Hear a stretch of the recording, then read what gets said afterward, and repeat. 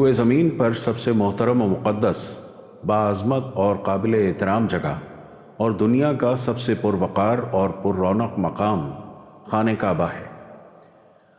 عرش الہی اور بیت المعمور کے عین نیچے اور ہماری زمین کے عین وسط میں خدا کے پہلے گھر کعبۃ اللہ کی عظمت و تقدس اور اس میں موجود اللہ تعالیٰ کی نشانیوں کا کیا کہنا۔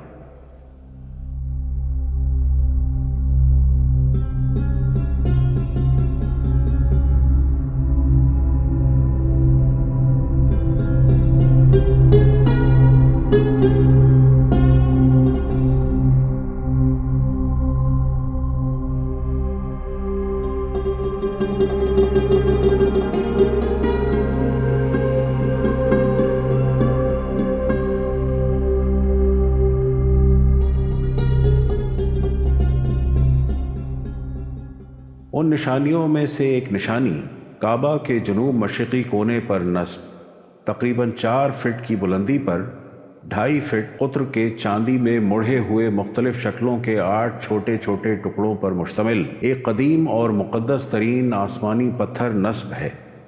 یہ پتھر حجر اسود کہلاتا ہے۔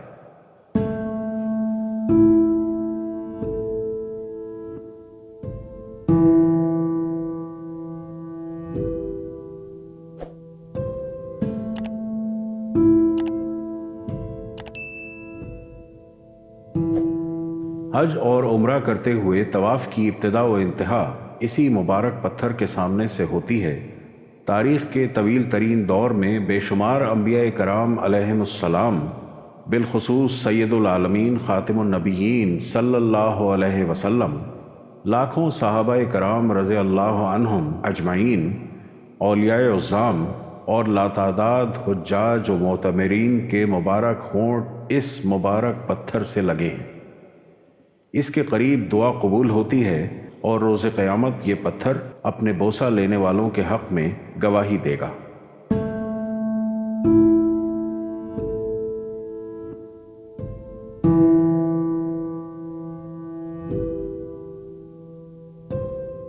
آج ہم حجر اسود کی تاریخ، اس کے ساتھ پیش آنے والے حوادث، حجر اسود کے فضائل اور اس سے متعلق احادیث و روایات اور اس کے بارے میں غلط فہمیوں کا جائزہ لیں گے۔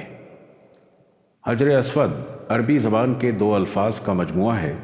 حجر عربی میں پتھر کو کہتے ہیں اور اسود سیاہ اور کالے رنگ کے لیے بولا جاتا ہے۔ حجر اسود وہ سیاہ پتھر ہے جو کعبہ کی جنوب مشرقی دیوار میں نصب ہے۔ اس وقت یہ 3 بڑے اور مختلف شکلوں کے کئی چھوٹے ٹکڑوں پر مشتمل ہے۔ یہ ٹکڑے اندازاً 2.5 فٹ قطر کے دائرے میں جڑے ہوئے ہیں، جن کے گرد چاندی کا گول چکر بنا ہوا ہے۔ جو مسلمان حج یا عمرہ کرنے جاتے ہیں ان کے لیے لازم ہے کہ طواف کرتے ہوئے ہر بار حجر اسود کو بوسہ دیں۔ اگر ہجوم زیادہ ہو تو ہاتھ کے اشارے سے بھی بوسہ دیا جا سکتا ہے، جس کو استلام کہتے ہیں۔ اس سے بھی بوسے کے برابر ہی ثواب ملتا ہے۔ حجر اسود کی تاریخ۔ حجر اسود کی تاریخی حیثیت کو دیکھا جائے تو اہل علم کی رائے یہ ہے کہ حجر اسود جنت کی یاقوتوں میں سے ایک ہے، جسے سیدنا آدم علیہ السلام اپنے ساتھ جنت سے لائے تھے اور تعمیر بیت اللہ کے وقت ایک کونے میں نصب فرمایا تھا۔ کوہ صفا سے کعبہ کے جنوب مشرقی رکن کا استقبال، جس میں حجر اسود موجود ہے، تکبیر کے ساتھ کرنے کی سنت اس لیے جاری ہو گئی کہ جب آدم علیہ السلام نے کوہ صفا سے دیکھا کہ حجر اسود اس رکن میں رکھا ہوا ہے تو اللہ تعالیٰ کی تکبیر و تمجید کرنے لگے۔ تفسیر قرطبی کے مطابق طوفان نوح میں آدم علیہ السلام کا تعمیر کردہ بیت اللہ آسمانوں پر اٹھائے جاتے وقت اس متبرک پتھر کو شکم جبل ابو قبیس میں امانتاً رکھ دیا گیا تھا۔ یہ مقدس پہاڑ بیت اللہ شریف کے بالکل سامنے مغرب کی سمت کوہ صفا کے قریب واقع ہے۔ حجر اسود جنت سے یہی نازل ہوا تھا۔ اس کا نام قبیلہ مزہج کے ایک شخص کے نام پر ہے جس کی کنیت بو قبیس تھی، اور یہی پہلا شخص تھا جو طوفان نوح کے بعد یہاں آیا تھا۔ یہ پہاڑ سلسلہ اخشبان میں سے ایک ہے جس کو جاہلیت میں الامین بھی کہا جاتا تھا۔ جبل ابو قبیس معجزہ شق القمر کی وجہ سے بھی مشہور ہے۔ کفار قریش نے رسول اللہ صلی اللہ علیہ وسلم سے معجزے کی فرمائش کی کہ اگر آپ سچے نبی ہیں تو ہمارے لیے چاند کے 2 ٹکڑے کر کے دکھائیں۔ رسول اللہ صلی اللہ علیہ وسلم نے اللہ تعالیٰ سے دعا کی تو چاند کے اس طرح 2 ٹکڑے ہو گئے کہ ایک ٹکڑا ابو قبیس پر اور دوسرا مکہ کے دوسرے پہاڑ قیقان پر تھا جو مشرق کی سمت واقع ہے۔ اسی جبل ابو قبیس پر مسجد بلال واقع تھی جو شہید کر دی گئی، اور یہیں سلطان عبد المجید کا قلعہ تھا جو بعد میں منہدم کر دیا گیا۔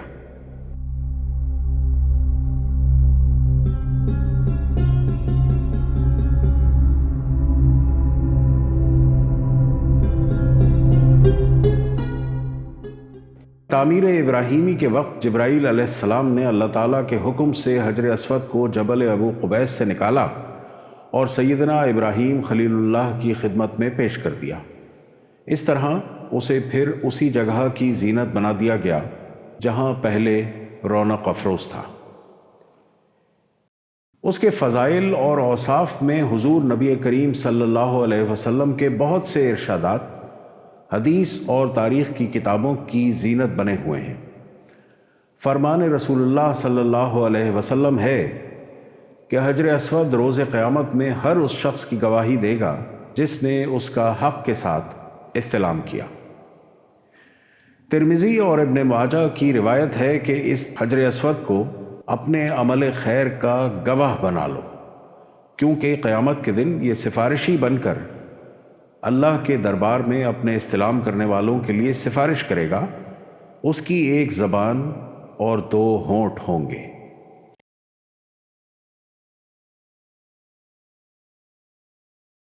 حضرت عبداللہ بن عمر رضی اللہ عنہ سے مروی ہے کہ حجر اسود کو چھونا گناہوں کا کفارہ ہے۔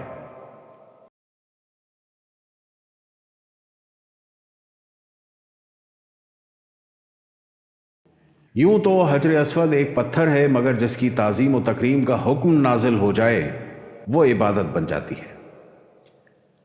اللہ تعالی ہمیں حجر اسود کا بوسہ لینے کی سعادت بار بار عطا فرمائے، آمین۔